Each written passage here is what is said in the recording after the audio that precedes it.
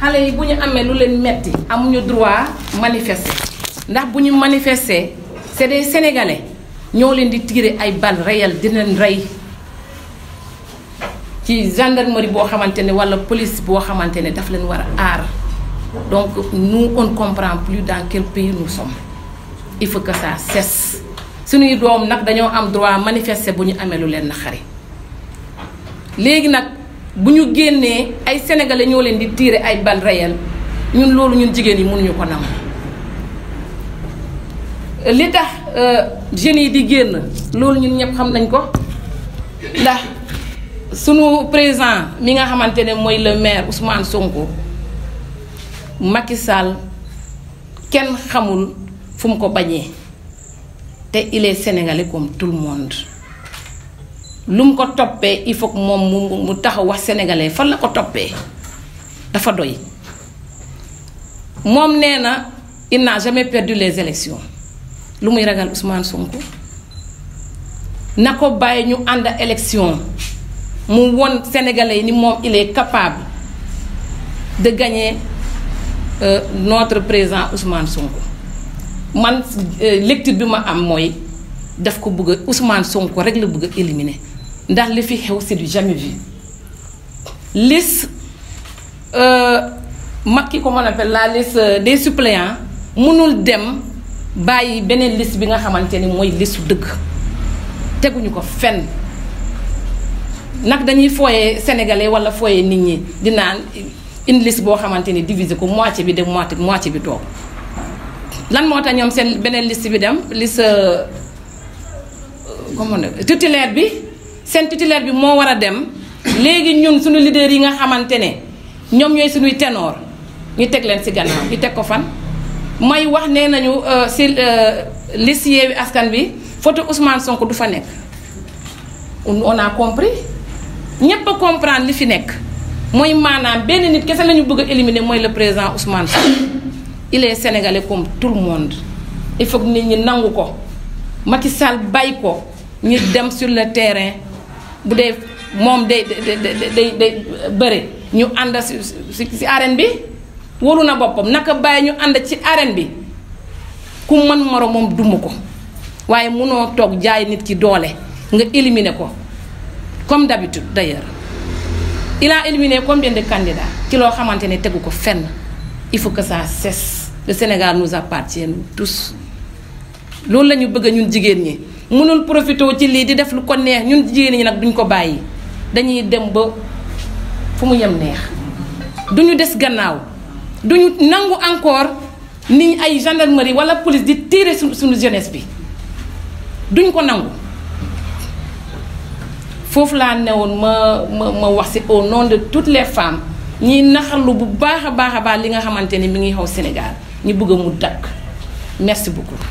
asalaamaaleykum Sénégal ñoo ngi leen di nuyu mbokku journalistes yi di nuyu ñëpp ñu teew ci salle bi fii nii di leen masaw coono bu baax a baax ndax ce n'était pas évident ngeen ñëw vu que mu ngi doon wis boobu ba léegi mënoon ngeen toog seeni kër mais vous avez charmé votre courage pour ngeen ñëw assister conférence point de presse bi di jaale suñu martyrs yi gaañu di leen jaale seeni wéyjur di leen wax ne ñoo ngi bokk ak ñoom naxar bi di leen xamal aussi ne ci jaamu yàlla dëgg la seeni doom dee la seeni doom faatu ou bien ci jaamu yàlla dëgg nañu rey seeni doom parce que mënoon nañu def ni seeni moroom toog seeni kër bëgg lu yomb naan ataaya wala nekk ci lu leen neex wala dem lijjanti xaalis yi nga xamante ne moom nañuy fooye waaye defuñu ko seen réew heure bu mu nekk ci guuta ñoom dañoo taxaw ne déedéet parce que umpul kenn Sénégal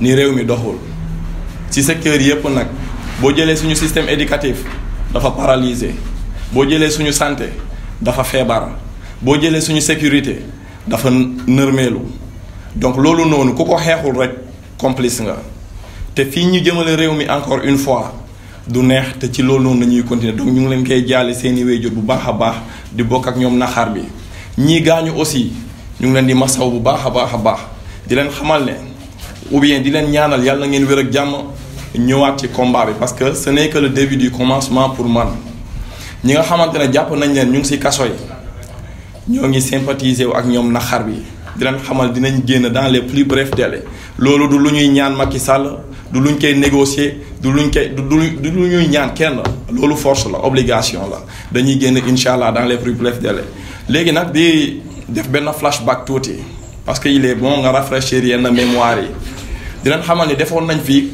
manifestation le 8 juin bu passé ñu def ci manifestation bi nga xamante ne mooy Dakar c'était exceptionnel préfet daf ko autorisé le Sénégal avait répondu présent ñu wone fa élégance ñu taaral fa démocratie ndax bi ñu yeggee ci manifestation bi certes population bi génnoon na répondre nañu massivement à l'appel mais tenir nañu manifestation bi nga xamante ne diir buñ ñu jox respecté nañ ko bu amee décalage à peine 13 minutes la ñu pare bi ñu paree ñu wane fa acte citoyenneté bi nga xamante ne c'était extraordinaire c'était mun naa wax c'était une première dans l'histoire du Sénégal bi ñu paree lépp lu fa nekk comme ordure dañ ko ramasser amul bruit amul yàq-yàq amul dara noonu nañu paree ranger suñuy bagages ñibbi mu am tollé au niveau national comme international léegi nag taaru démocratie il faut que sénégalais comprendre ne Macky Sall bugg ko lépp luy taaral réew mi bugg ko parce que bu génnee lan la mës a wax ci Sénégal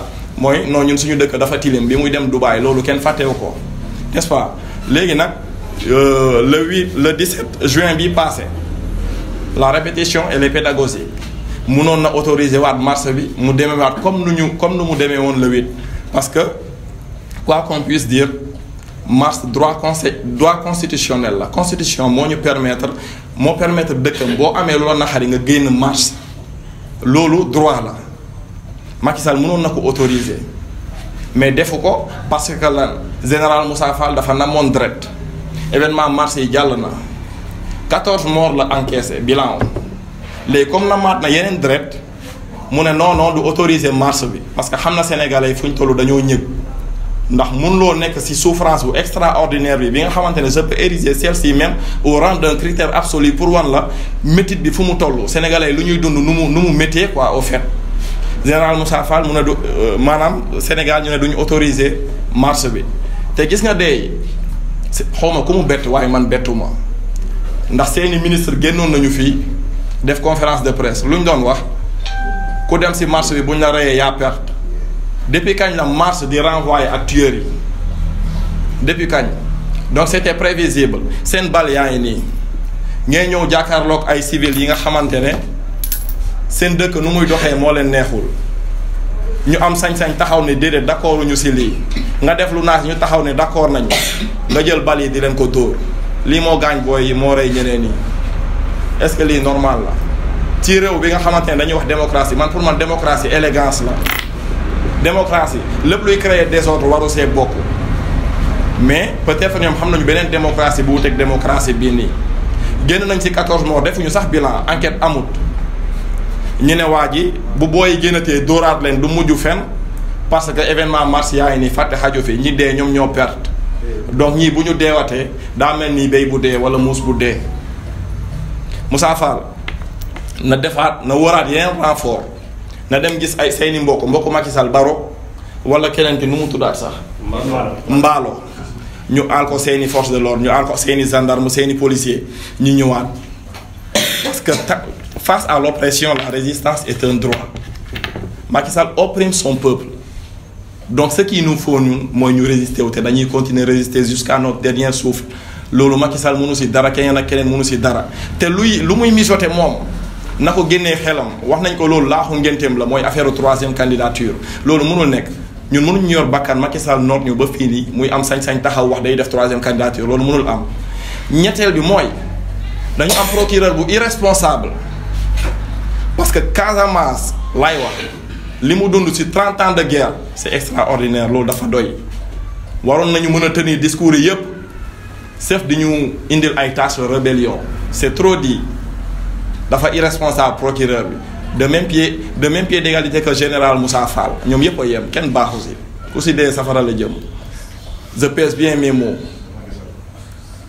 Macky Sall nag mooy piloter loolu noonu yépp ma leen di xamal rek seen campagne de diabolisation yooyu ñu nekkee sénégalais comprendre nañ ko loolu moo tax saa yu ñu génnee wax foog ne wax nañ lu extraordinaire sénégalais taxawee en contre-pied dañuy génn diaboliser waa ji Sénégalais yi taxawee en contre-pied te duñ leen tontu dañ leen toujours ci ay jëf nañ leen koy wonee yàq na jéem nañ fi yàq waa ji mooy ci dossier mœurs bi ci élection yi ñu jëm nu mu mujjee lu musul am bu fekkee Ziguinchor moo fi am par exemple centre de vote yépp nañ leen dóor keroog maa ngi ko doon wax amut élément Macky Sall bu nekk Ziguinchor bu fi am base politique ku fi am base politique wax ma foo nekk fu sa base nekk ndax fekk nañ leen fépp dóor leen fa kenn amu fi base coolee fi nekk nag quoi ku wéet mun nga mbëw mun nga wax lu la neex mais waa ji président Sonko moo fi nekk léegi nag ci la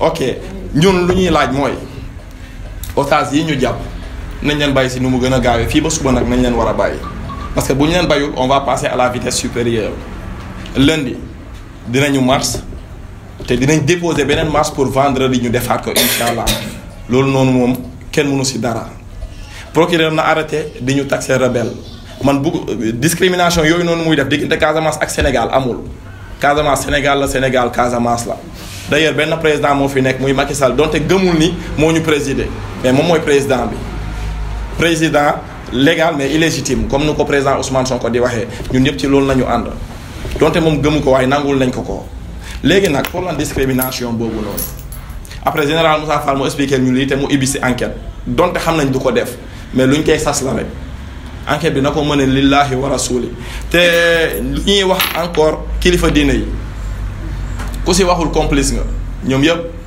lu toll ni bésu vendredi président Ousmane Sonko am sañ-sañ comme ñëpp comme bépp jullit dem juma ñu téye ko buntu këram ne du dem ana ñu si def communiqué mënoon na jéem a fépp buuxante jàppante am foofu noonu boo yëpp jóg dëkk bi gën a takk lu fa xewoon noonu gën parce que day gën a am ampleur mais defu ko buñ ko teree julli dafa jël bagage am nanka dem kan moo génn def communiqué si ñoom pour ñaawlu loolu quoi ne serait-ce que nga ñaawlu loolu parce que jullit nañu téye ne ko doo dem juma Baye Niass ak Léopold Sédar Senghor genre problème yooyu noonu xewoon na fi bi ko ne benn jullit du julli Baye Niass lu ñu ko wax dafa fippu dafa résister donc kooku bu dekki woon tey donte moo ngi suñu biir ndax leeram moo tappe si président Ousmane Sonko mu sell mi ba mu am sañ-sañ résister boobu noonu moom bu fi nekkoon tey dina jàpp loxo Ousmane Sonko yëkkati ko ci kaw ne ko vraiment gaynde nga ñun nag mënuñu dara lu dul résister te dañuy résister jusqu'à notre dernier souffle. Merci beaucoup.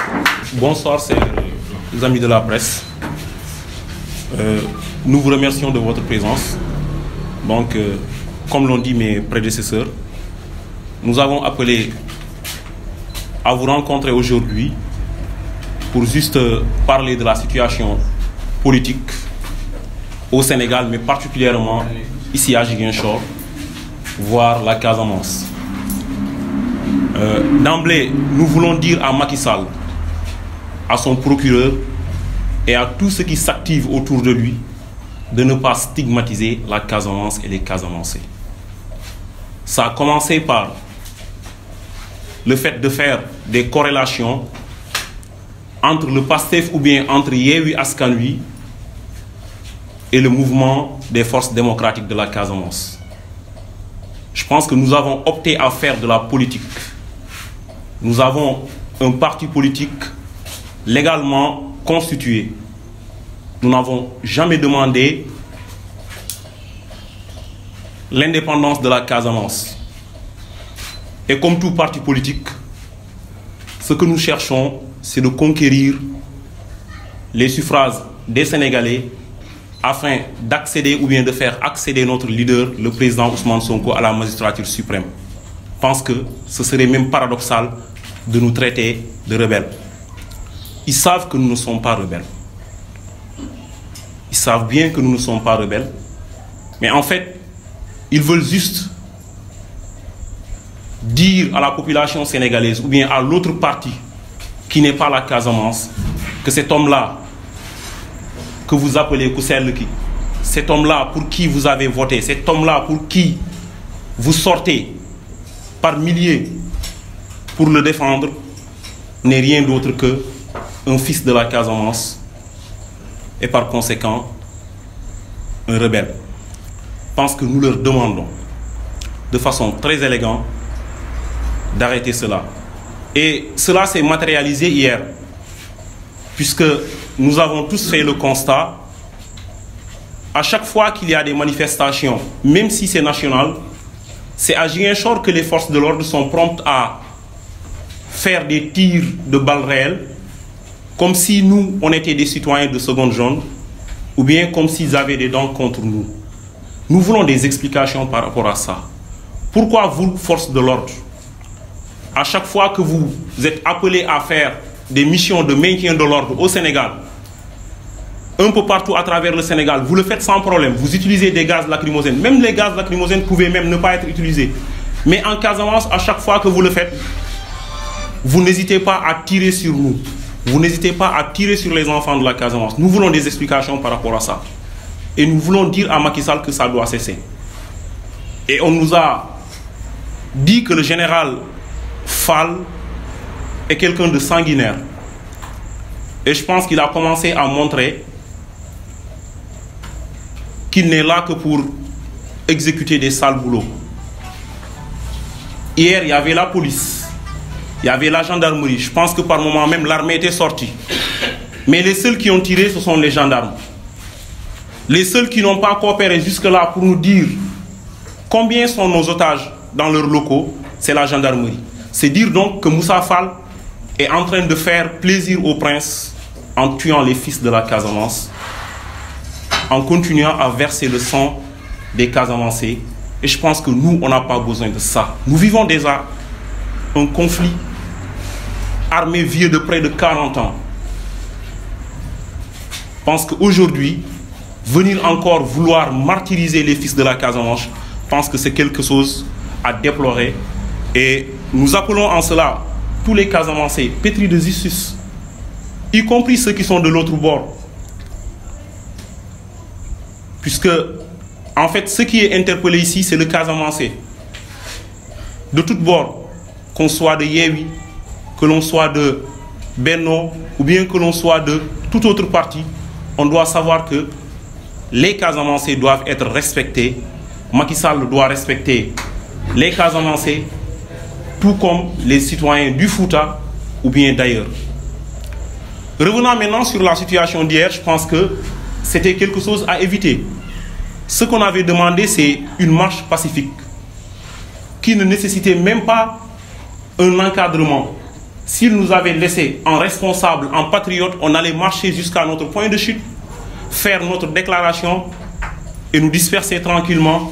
Et même les sachets d'eau qu'on allait utiliser, on allait les ramasser avant de s'en aller, histoire de leur montrer que nous, on n'est pas dans la politique politicienne, mais nous nous sommes inscrits dans la ligne du Broc à Ziguinchor. Mais ils ne l'ont pas fait. Ils ont interdit la manifestation. Ils ont barricadé les rues. Quand on a dépassé leur premier barrage, arrivé à leur deuxième barrage, ils ont commencé à tirer sur la foule, ce qui a créé l'intifada générale hier dans les rues de Ziguinchor.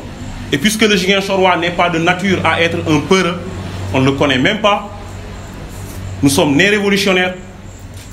Et un grand historien du nom de Georges Soria disait que les révolutions m'ont toujours fasciné parce que ce sont des seuils d'accélération de l'histoire. Et je dis à Macky Sall, que tu le veuilles ou pas, avec l'idéologie du PASTEF, avec le président Ousmane Sonko, l'histoire du Sénégal va s'accélérer. Ce qui est arrivé, arriva. Et puisqu'ils étaient déterminés, ils avaient reçu des ordres de tirer sur nous. Quand ils sont arrivés à bout de souffle, ils ont tiré sur d'honnêtes citoyens, ils ont tiré sur les jeunes. C'est le lieu vraiment de rendre hommage à ces derniers, mais également de présenter nos condoléances à leurs familles, aux patriotes, au président Ousmane Sonko, à toute la Casamance naturelle, mais également au Sénégal et à l'Afrique. Parce que notre combat là va au-delà du Sénégal, ça va au-delà de nos personnes, ça transcende les clivages ethniques, religieuses, voire même régionales. Ils doivent comprendre qu'il est temps que l'Afrique décolle. Et comme l'a dit le président Ousmane Sonko, nous ne pouvons plus accepter ces petits présidents. Et je ne dirais même petits. Ce qu'on a aujourd'hui, c'est des minuscules. Ils sont très petits. Et tout ça, Macky Sall le fait parce qu'il y a des velléités de troisième mandat qui n'est pas dit. Nous savons où est-ce qu'il veut en venir. Il est juste en train de lancer des ballons de sonde, voir si un jour je parle de troisième mandat, est-ce que ça peut passer comme lettre à la poste? Et pour ce faire, il faut tester ses forces à Dakar et à Ziguinchor parce que c'est possible que ce soit les points d'achoppement. Et je pense que hier, il l'a fait. Il pense peut-être avoir réussi. J'ai même vu quelque part, je ne sais pas si c'est vrai ou pas, j'ai vu un chanteur du nom de, je pense c'est, voilà, je ne veux même pas le nommer, qui est à Paris-Bercy, habillé en soldat et qui remercie les soldats, je ne sais pas pourquoi. S'il devait remercier les soldats, ce n'est pas aujourd'hui que les soldats du Sénégal, ce n'est pas aujourd'hui que les forces de l'ordre du Sénégal ont commencé à faire les preuves. S'il les remercie aujourd'hui, c'est parce que hier ils ont tué sur des Casamançais. Youssou Ndour, je t'en veux pour ça. Maintenant, nous leur demandons de libérer tous nos otages, sans condition. Ceux de Ziguinchor en tout cas, sans condition. Puisque s'ils ne le font pas, quelqu'un a parlé de demande qu'on va écrire pour une marche. S'il ne le fait pas, on ne va pas marcher. Dès demain, on va mobiliser toute la Casamance naturelle pour libérer nos otages. Et parmi eux, notre frère Guy Marius Sagna, qui est également notre candidat pour les élections à venir. Et ils le savent. C'est pourquoi d'ailleurs ils pensent qu'ils vont l'intimider. Mais je pense qu'ils savent très bien que l'homme est un dur à cuire. Vous pensez que c'est une provocation? C'est plus qu'une provocation. C'est plus qu'une provocation. Je pense que ce qu'ils sont en train de faire là, ils veulent envenimer les choses et je pense qu'ils nous auront, comme on dit. Ils nous cherchent, ils nous auront. On leur donne un ultimatum de 12 heures de temps, sinon moins. Demain dès l'aube, pour ne pas parler comme Victor Hugo, nous allons nous enquérir de la situation de tous nos otages. Si nous nous rendons compte qu'ils n'ont pas été libérés, puisque les jeunes qui sont au commissariat central, on leur a demandé de sortir, mais patriotes qu'ils sont, courageux qu'ils sont, ils ont dit qu'ils ne sortiront pas sans Guy Marius Sagna. Si vous voulez qu'on sorte, Guy va sortir avec nous. C'est ça les valeurs qui ont été inculquées au Casamançais. Il faut que Macky le sache. Maintenant, je vais terminer peut-être en m'adressant aux donneurs de leçons. Ceux qui nous disent, restez chez vous, ne sortez pas. Ceux qui vous font sortir, leurs enfants ne sont pas dehors. Je dis, nous tous qui sommes là, nous ne sortons pas avec nos parents. Nous ne sortons pas avec nos papas. Et pourtant, Ousmane Sonko est le papa d'autrui.